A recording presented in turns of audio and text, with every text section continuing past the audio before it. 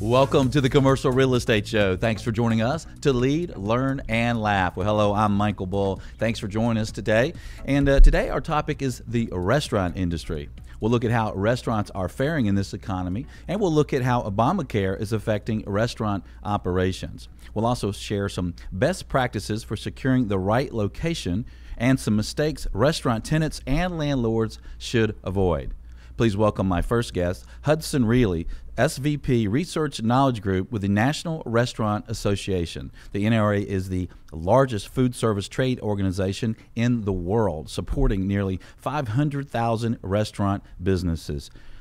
Hudson Riehle, thanks for joining us today. Well, thanks for having us. Well, we sure appreciate it. And I guess the first thing that's on everyone's mind is, how are restaurants doing now? In 2013, despite a host of challenges, restaurant industry sales across the country will actually reach a record high of $660 billion. That's up over 3% from 2012.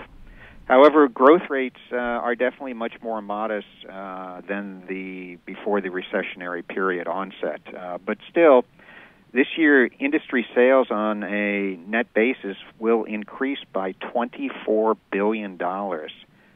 That's basically more than double the box office receipts of Hollywood. So the industry now actually accounts for 4% of our national gross domestic product. And on a typical day, roughly about 1 out of 2 American adults do actually use a food service option. So the industry continues to move ahead, but there are definitely challenges regarding employment growth and income growth.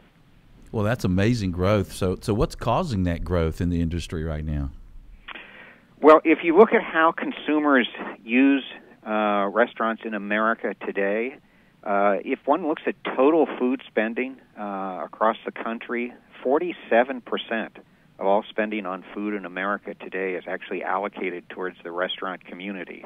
That is up from just 25% way back in 1955. So the industry reflects a basic continual shift of consumers spending towards the away-from-home market. And, Americans enjoy using restaurants. 93% of American adults report they enjoy going to restaurants. And, you can't get 93% of Americans to agree on anything, but they do enjoy using food service. And so what's happened, though, with the recessionary period and its aftermath is obviously employment growth has been much more modest.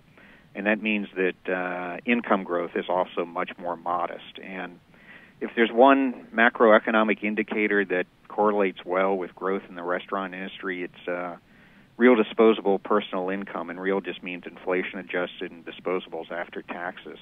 But those growth rates are positive. 2013 is the 4th consecutive year of positive sales growth for the industry. But those growth rates are definitely much more modest than they have been historically.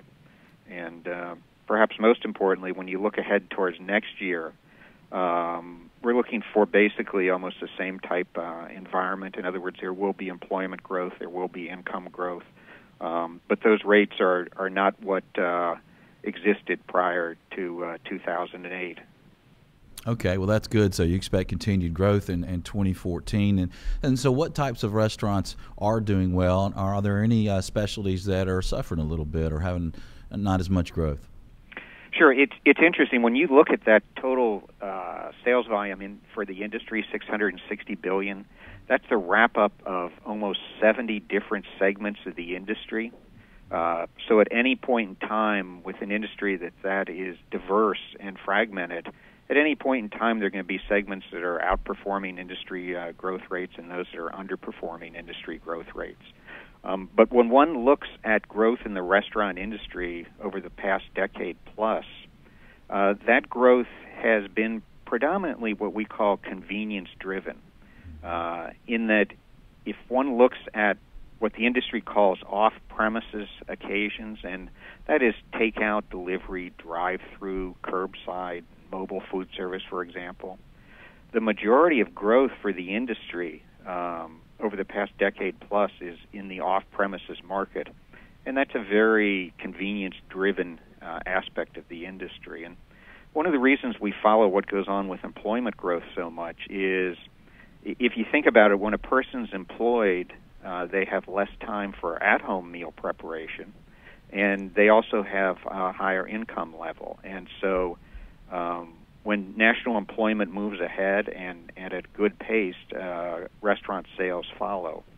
And it's also important to keep in mind that with those 70 unique segments, they're spread across all states and metropolitan areas. And there are considerable economic variations among different metropolitan areas within a state, and then there are different growth rates among the different regions. And in the end, there's no substitute from the industry perspective for employment growth, income growth, and population growth. And if one looks at population growth this past year, it's roughly still running under 1%. But there are substantial variations among the different regions. For example, some will enjoy population growth of say 2% or more. And so in the end, as we always say, all restaurant sales end up being local.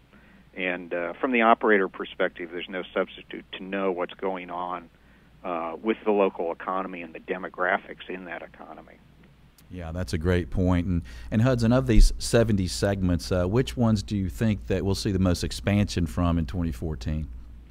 Well, what we call the quick service segment, which is the second largest segment. The largest segment is table service, where there's wait staff present.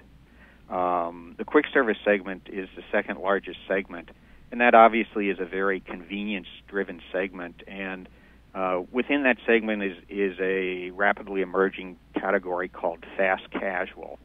And that fast casual segment, which has a lot of the attributes of a traditional quick service restaurant, but in terms of the food offerings and the decor and some other attributes, it's much more what was traditionally associated with casual dining. So within the industry, there's been consistent talk about this blurring of segments.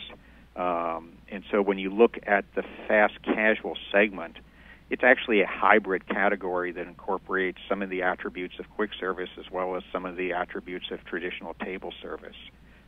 But in the end, there are almost 1 million restaurant locations across the country today, and that number increases about 1% a year. And so it remains an extremely competitive industry. It has been, it always will be, but it really is that competition which gives the industry its sense of vibrancy and extreme responsiveness to consumers' evolving wants and needs, and on a very timely basis. And you mentioned that the restaurant industry is doing well, but you also mentioned there are some headwinds. What are some of the current challenges? Well, we survey restaurant operators every month about what their top challenges are. And so, not surprisingly, this year, government has emerged for the first time in the history of this survey, which is well over a decade now. Government is the top challenge. Now, part of that is obviously healthcare legislation related, but roughly almost 30% of restaurant operators now report that the government is their top challenge. And then following closely behind that, with 1 out of 5 operators report that the economy still remains their top challenge. So food costs are somewhat ratcheting down the list now, but from the operator perspective, wholesale food price inflation has been running at fairly high rates 6 out of the past 7 years. So it's an environment where obviously there are challenges on a daily basis, but in the end, it's a consumer-driven industry, and the consumer cash-on-hand situation, even though it does remain tight, has improved substantially over the past 4-year period, and that improvement will obviously continue next year and hopefully beyond. But the industry employs over 13 million individuals now. Roughly 1 out of every 10 people working in America actually works in the restaurant industry now. Wow. So in terms of economic development and the ability for an area to offer a vibrant dining community, you really do see now the realization that restaurants, in terms of whether it's a mall or a certain area of the city, are important in revitalizing certain areas. And part of that has to do with the industry is so labor intensive that every dollar spent in a restaurant generates an additional $2 in economic activity as a result of that dollar being spent. Well, Hudson, thanks for joining us today. We appreciate you being with us. Well, thank you, Michael. We appreciate the opportunity to talk with you. For more information from the National Restaurant Association, visit restaurant.org. Well, in just a moment, we'll look at how Obamacare is affecting the real estate industry and restaurants. I'm Michael Bull. This is the Commercial Real Estate Show. We'll be right back. The Commercial Real Estate Show is brought to you by Atlanta Office Liquidators, new and used furniture liquidators, France Media, publications and conferences, and Bull Realty Commercial Brokerage, a great place to do business. For more information on these companies or to access additional podcasts, videos, or blogs, visit commercialrealestateshow.com.